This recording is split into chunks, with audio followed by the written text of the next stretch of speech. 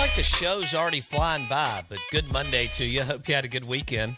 I thought March Madness was amazing.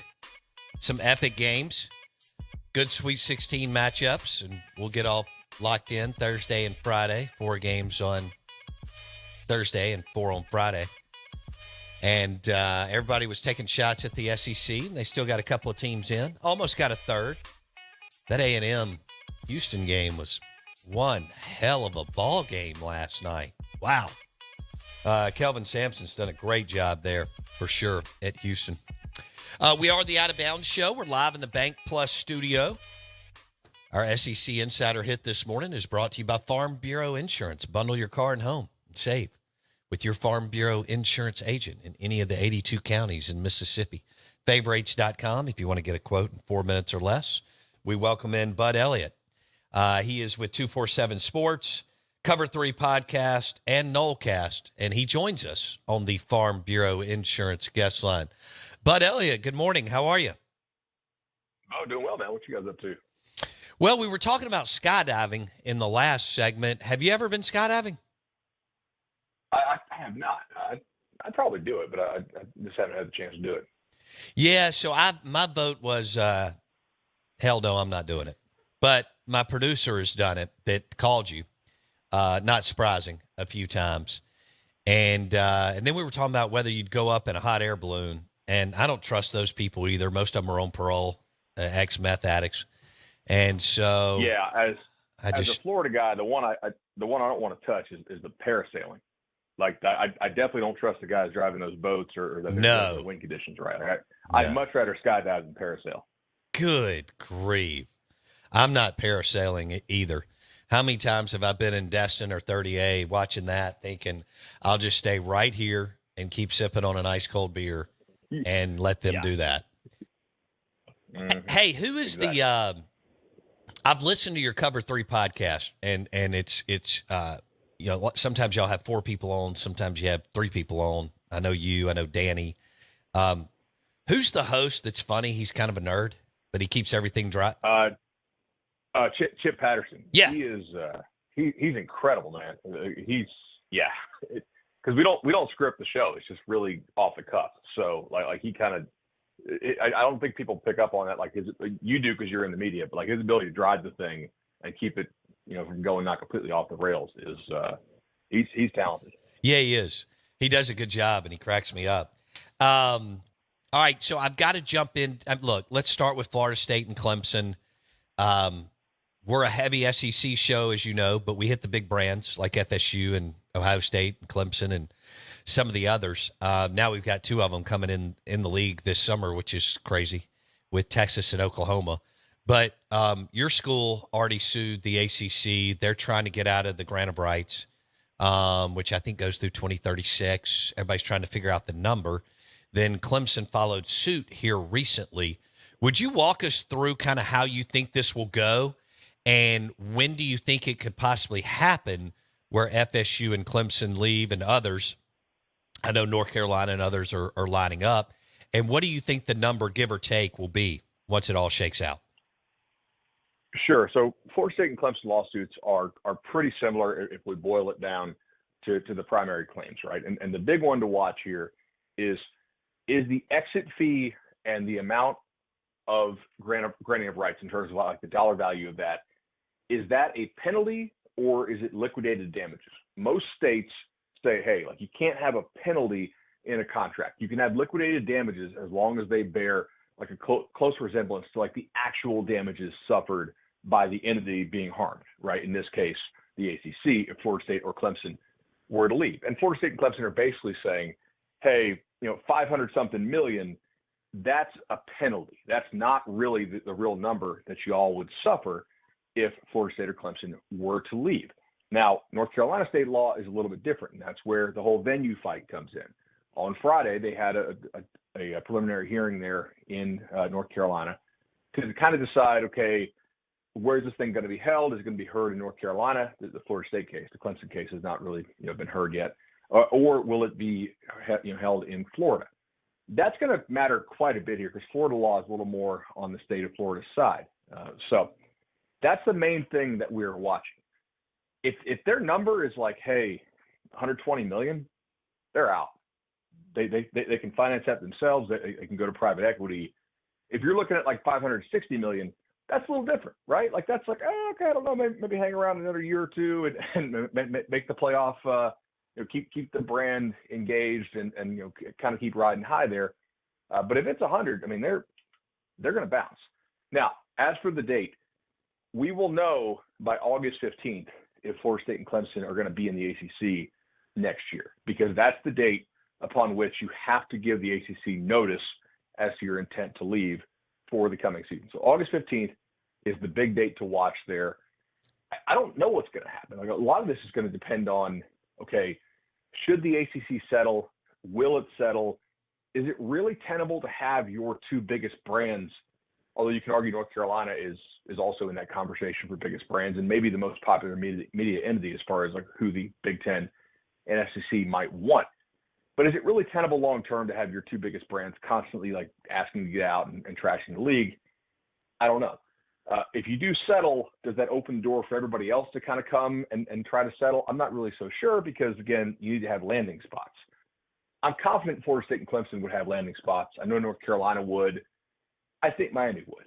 The other schools, I don't know that it would open a floodgate for them to try to get out. The other key date here is that next year ESPN has an option to either pick up the ACC contract from 27 to 36 or kind of not, renew it. So there's a lot of kind of moving pieces here. I don't think Florida State's going to be long for the ACC. Obviously, I don't think Clemson is either. North Carolina, there's a little more interesting stuff because of some of the state laws in North Carolina and the legislature. So I guess the president of the North Carolina Senate is like a huge NC State guy. And we saw if you go back to like the Big East, like Virginia Tech stuff, when they were moving around, like Virginia Tech kind of had to be included there because of some of the stuff in the state legislature. So there's a lot of moving pieces. Too long didn't read. I think Florida State will be out probably sooner rather than later. Okay. Bud Elliot, 247 Sports, Cover 3 podcast. He joins us on the Farm Bureau Insurance guest line. His Florida State podcast was 2022 podcast of the year. Okay, so next year you're telling me that ESPN basically has a look-in clause to decide if they want to keep running with this from 2027 to 2036. If they say, nah, no thanks, then does that give everybody the right in the ACC to bail? But potentially, but again, if you are, I don't know what category you want to put them in, but like if you're NC State, to where are you bailing, right? Right. If you're Louisville, are you bailing like for the Big 12? If you're Boston College, are you bailing for the Big East, right? Pitt, Syracuse, Wake Forest, Duke. What's the value of the Duke basketball brand, right? I don't know. Like the football brand is basically zero. And I think long term as well, just to kind of take a bigger picture view on this, if we do privatize this sport more, if we get private equity into this more, you already have all these brands saying like, hey man, we're Ohio State. We're worth a hell of a lot more than Minnesota is, right? In the SEC, you could probably pick some schools that would be picked on by the bigger schools. Like we're probably not going to have equal revenue sharing in the long term, 10, 15 years from now. So I don't know how long this current format lasts anyway. Okay. Florida State, do you see them? So I think the battle between the SEC and the Big Ten is for North Carolina. Do you see Florida State going to the Big Ten, Bud?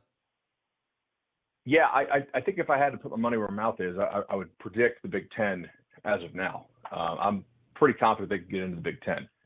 Here are the unknowables. One, so back when it was Sankey and Kevin Warren, they didn't get along real well, right? And so I think there could be like a legitimate battle for a school between them. Now, Tony Petitti and Greg Sankey seem pretty cush. So are they really going to fight over schools? They already have this kind of working group or whatever they want to call it, right? Not an alliance, obviously. We're not going to use that term anymore in college football. So are they going to really battle over schools. The kind of prevailing thought is that the SEC does not want Florida State.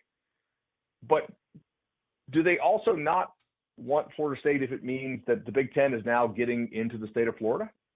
Right? Like, that's not necessarily a great thing for the SEC. Or in the long term, do they just not care because they're going to work together and it's, how long are we going to have SEC and Big Ten?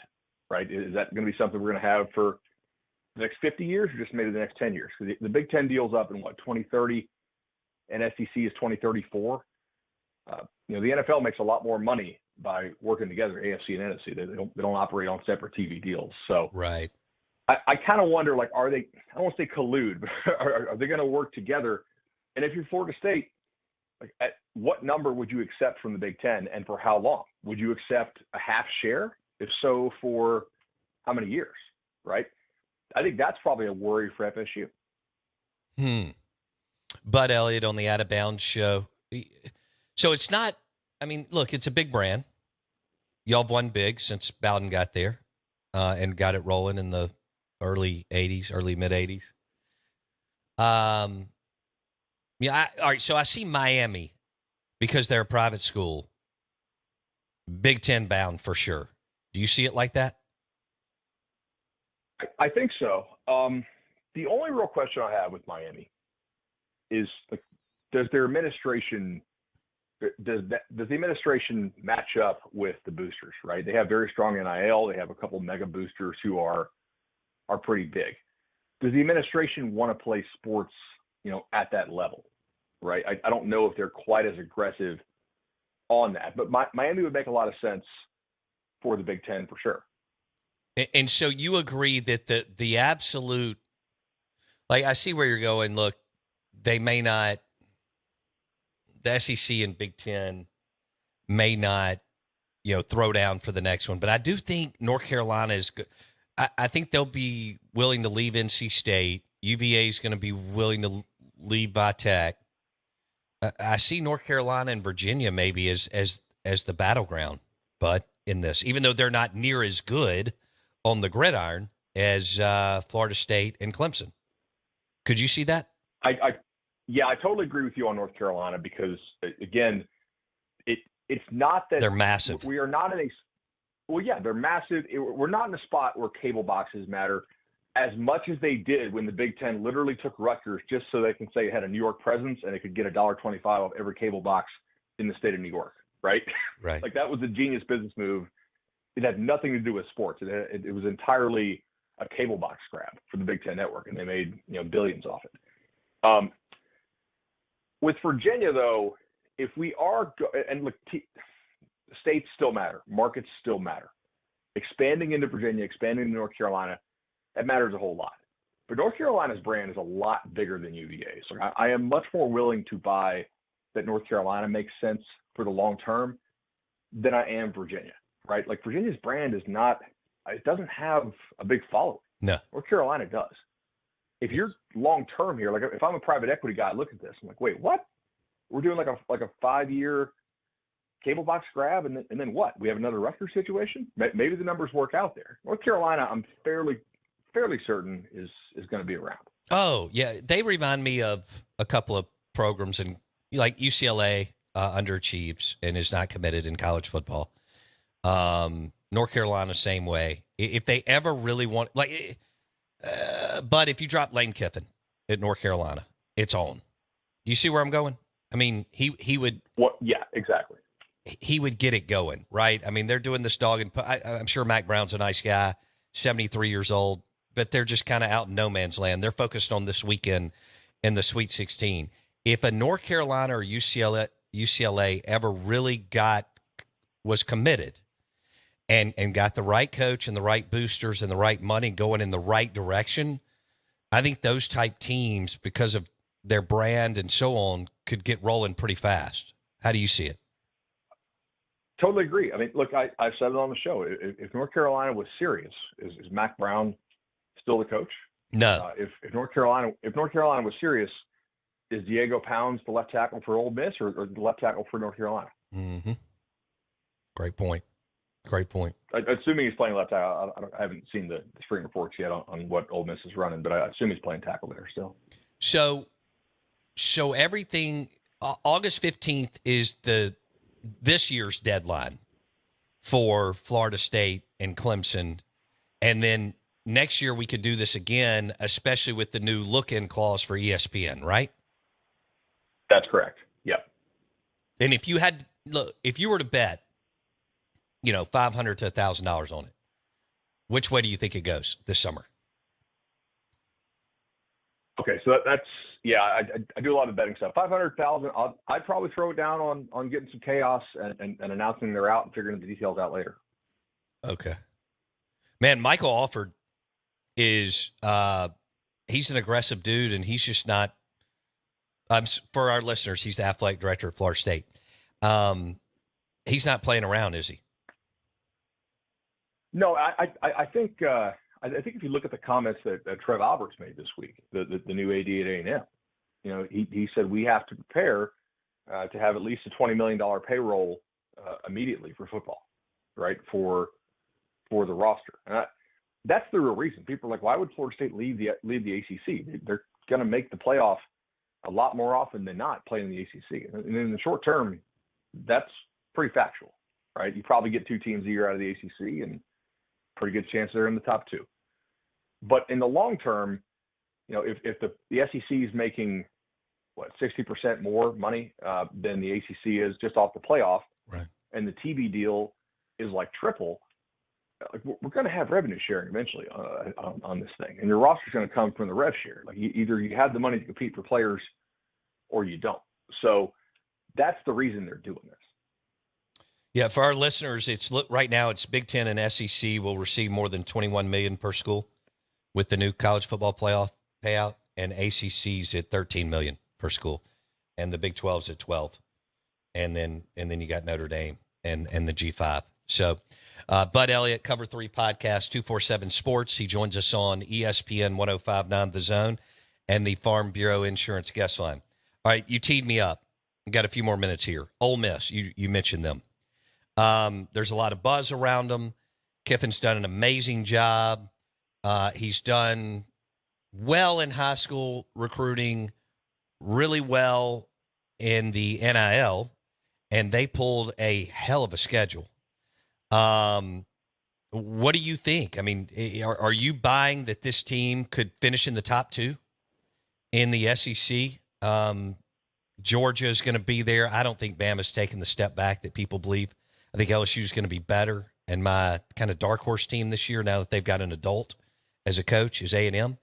But do you feel like Ole Miss can finish in the top 2 of the SEC this year? I definitely do. I mean, you look at what Ole Miss did. I thought Ole Miss last year was really good at taking care of business in the games that they should win, right? Now you can tell me A&M had a better roster or whatnot, but A&M was a dumpster fire last year.